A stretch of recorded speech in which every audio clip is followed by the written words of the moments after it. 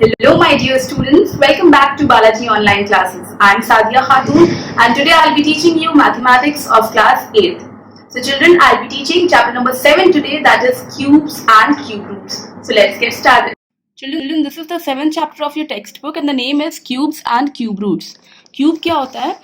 Whenever you multiply, you just take one number और उसको आप 3 times multiply करेंगे तो हम लोगों को जो मिलता है उसका प्रोडक्ट, तो उसको कहा जाता है क्यूब ऑफ दिस नंबर. तो अगर आप इसको देखिए तो आप कह सकते हैं कि 4 का क्यूब होता है 64 और क्यूब को रिप्रेजेंट इस तरह करते हैं. ये जैसे मैंने 4 लिखा, 4 का क्यूब अगर है तो ऊपर सुपर स्क्रिप्ट में वी विल राइट 3. इसका मतलब होता है 4 इंटू 4 इंटू 4. ठीक है, तो 4 का क्यूब होता है 64 और अगर इसी का जस्ट हम लोग रिवर्स बात करें तो कहा जाएगा कि 64 का अगर आपको कहा जाए क्यूब रूट निकालिए तो यू विल फाइंड आउट कि 4 is the cube root of 64. ठीक है, तो ये दोनों आपस में रिलेटेड है. 4 का क्यूब है 64 और 64 का क्यूब रूट है 4.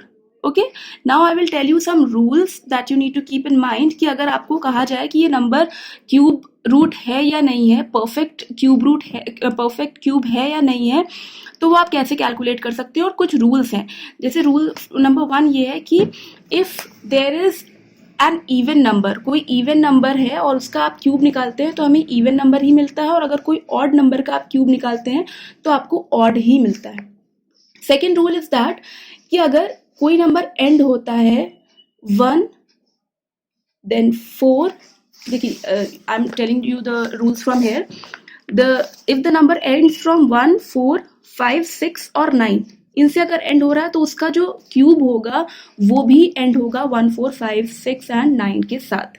Okay, the next rule is cube of a number ending with a 0 ends with 3 zeros. अगर कोई क्यूब है किसी भी नंबर का आपको निकालना है जिसमें 0 आ रहा है लास्ट में, ये देखिए यहाँ पर 0, यहाँ पर 0, यहाँ पर 0, तो अगर आप उसका क्यूब निकालेंगे तो you will get a number जिसमें 3 zeros लास्ट में आएंगे.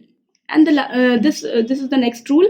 The cube of a negative integer is negative. अगर आप कभी किसी negative integer का क्यूब निकालते हैं तो आप उसको देख रहे हैं कि जब आप प्रोडक्ट निकाल के रखेंगे, क्यूब निकालेंगे, तो आपका जो क्यूब आएगा उसके साथ माइनस का ही सिंबल लगा होना चाहिए, नेगेटिव ही आता है.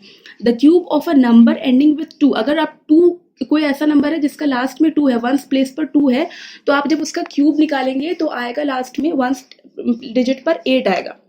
और इसी तरह अगर 8 है किसी भी नंबर में और आप उसका क्यूब निकालते हैं तो लास्ट में मतलब 1 डिजिट जो आएगी वो 2 आएगी. This is the first exercise 7.1. इसमें सारे क्वेश्चंस इसी चीज पर बेस्ड हैं. आपको चेक बस करना है कि ये परफेक्ट क्यूब है या नहीं है, या फिर कोई आपको नंबर दे दिया जाएगा, आपको उसकी 1 डिजिट बतानी है, या फिर आपको कोई नंबर दिया गया उसका क्यूब निकालना है, कैलकुलेट करना है मल्टीप्लाई करके. तो first exercise is totally based on the concept that I have told you just now. The next exercise is based on how to calculate, how to find out the cube roots. ठीक, so there are 2 methods. The first one is prime factorization method and the second one is by the estimation. So I will take an example and tell you prime factorization method. ठीक, कि आप कैसे prime factorisation के through cube roots निकाल सकते हैं. Let's take an example 512. अब आप क्या करेंगे, इसको आप फैक्टराइज करेंगे. फैक्टराइज कैसे किया जाएगा, 2 से किया, we'll take 2, then 2 2s are 4, 2 5s are 2 6, 2 6 are 12, 2 5 are 10, 11, 2 2s are 4 and 5. 2 1 2 8, then 2 64, then 2 32, then 2 16, again 2 8, again 2 4 2 2 and 2 and 1. अब आप देख सकते हैं how many times, 1 2 3 4 5 6 7 8 9.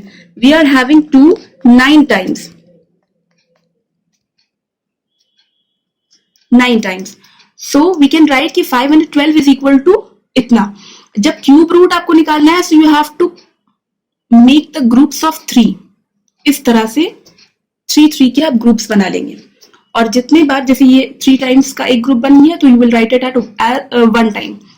फिर यहाँ पर भी इसको आपने लिख लिया और इसको लिख लिया. ठीक, ये हो जाएगा 512 का क्यूब रूट. इस तरह से लिखते हैं, दिस इज द सिंबल, ऐसे लगा के छोटा सा 3 आप लिख देंगे, तो इसका मतलब होता है cube root. So 2 2s are 4, 4 2s are 8. 8 is the cube root of 512. Okay. Children, the next method is the estimation method. Estimation method में क्या करते हैं? I am taking an example 4 6 6 5 6. तो मेथड है कि आप वंस डिजिट चेक करेंगे. सबसे पहले 4 6 6 5 6 में वंस डिजिट है 6. तो अभी मैंने आपको बताया था, आई टोल्ड यू कि जब भी कभी अगर किसी भी नंबर में 6 होता है और आप उसका क्यूब निकालते हैं तो भी हमें 6 ही वंस डिजिट में मिलता है. तो इसका मतलब जो भी इसका क्यूब रूट होगा उसमें भी वंस डिजिट पर 6 होगा. ठीक. नेक्स्ट स्टेप आपको क्या करना होता है, यहाँ से राइट साइड से आप 3 डिजिट्स को स्किप कर दीजिए. उसके बाद जितना बचे आप उसको कंसीडर करिए. यहाँ पर कितना बच रहा है? 46. अब आपको चेक करना है कि अगर आप 1 2 3 4 5 इन सब का आप क्यूब अगर देखें तो क्या होता है? 1 होता है, 2 का होता है 8, 3 का होता है 27, 4 का होता है 64. ये आपको लर्न करना है. एटलीस्ट आप थोड़े तो क्यूब्स लर्न करके रखिएगा. तो आप देखिए कि 46 आए या फिर 46 से लेस आए. तो आप इसमें से देखिए 27 ऐसा है कि वो 46 से लेस आ रहा है. अदरवाइज अगर हम 4 में ले रहे हैं तो वो 64 हो रहा है, वो एक्सीड किया जा रहा है.